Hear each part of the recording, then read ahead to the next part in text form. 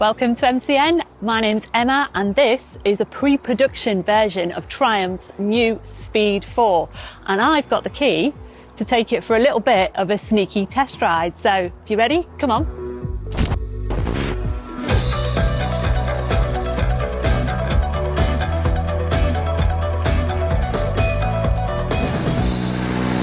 So this is Triumph's very first fully entry-level model. It's 398cc and it's making about 39.5 brake horsepower. But more significantly than that, it's got a smidge under 28 foot-pounds of torque, and it makes it in a real broad spread as well. So actually, when you get on the bike and ride, it's really accessible. There's power everywhere. It feels really strong from low down, and it's right in that middle part of the revs where you can just roll on and off the throttle, and it feels really, really sweet. This is a bike that punches above its weight. It's a little bike that feels a bit like a big bike. And as we were riding along around the Cotswolds this afternoon, I was having to remind myself that this was just a 389cc single, because it feels like it's got so much more grunt than that.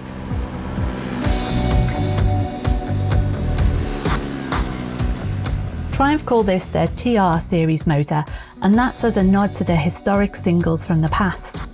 The Speed 400 has basically been designed to broaden Triumph's appeal in this country by being more accessible in terms of price, size and performance, as well as tapping into those vast markets over in the east, such as India. Now, those of you with good memories will be able to recall about 10 years ago, MCN published spy shots of a baby Street and also a baby Daytona. Those bikes were 250cc singles developed completely in-house by Triumph, but they were basically shelved when the factory conceded that it would probably be wiser to collaborate with a third party who were more well-versed in creating small capacity stuff. And that's exactly what they've done here.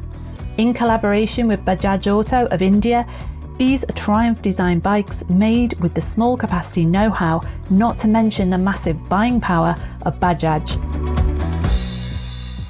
So these bikes have been designed and developed over in Hinckley, so they're 100% Triumph. They're not a rebranded Bajaj bike that they've already had lying around like other manufacturers have done. So it's got all those nice little Triumph details like the mock cooling fins on the cylinder block, and it's got the lacquered-in graphics on the tank, and it's even got my favourite, the machined bolts on the frame, which are common to the Street Triple as well. And another thing that is 100% Triumph is the way that it handles. Triumph know how to make a bike that handles really sweetly, and the Speed 400 is no different. It is really, really agile, it's light, it tips into corners really keenly. It's got quite a relatively short wheelbase and quite a steep head angle, and you can definitely feel that as it tips into corners beautifully. There's no instability, it's just really confidence inspiring and really, really fun.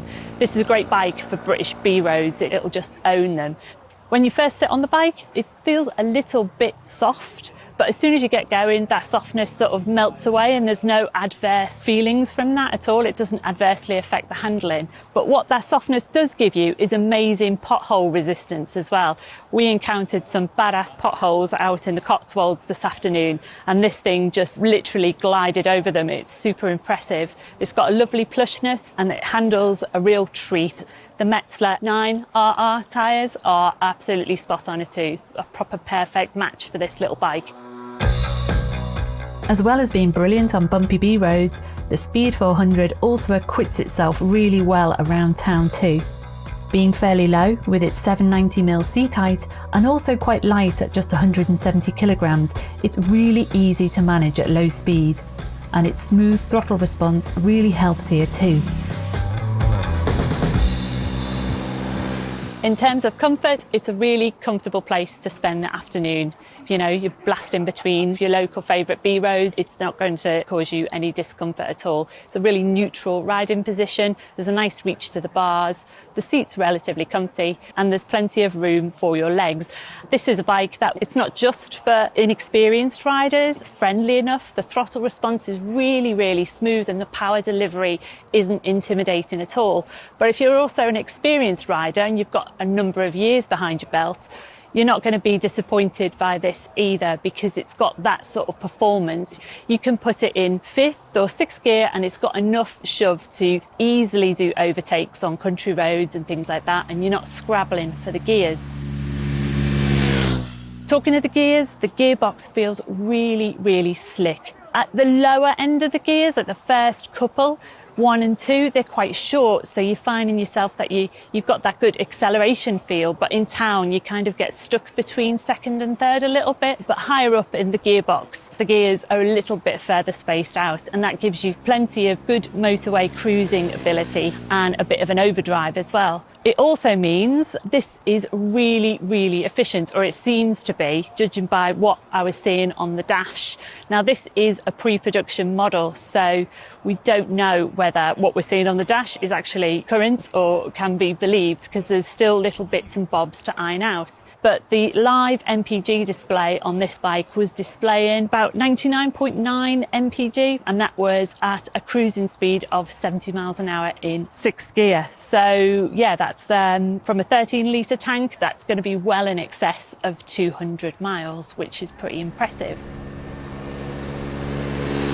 So this was a pre-production bike that we rode today, so it's very hard to be definitive about an MCN verdict. That's going to come later on, after we've ridden it at its official launch, when the actual spec and settings of the bike are nailed down concrete.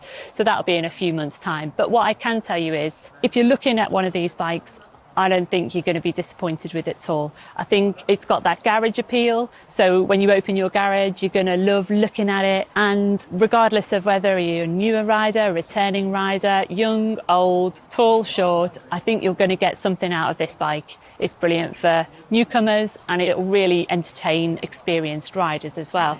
So I think Triumph are onto a winner with this. This is a little bike that really punches above its weight, and it deserves to do really well. All Triumph need to do is get that all-important price right, but we'd expect them to pitch it squarely in the ballpark of its main rivals. That's BMW's G310, KTM's 390 Duke and the Honda CB300R. So that'll be around the £5,200 mark, or maybe a smidge below. But we'll have to wait until the official launch to find that out. So I hope you've enjoyed this video. If you've got any questions, pop them down in the comments below and we'll get them answered for you. Stay tuned for our first ride when it comes later in the year, and we'll also be doing a group test, all-important group test with this bike, probably in the new year. So that's all from me. Ride safe, and I'll see you next time.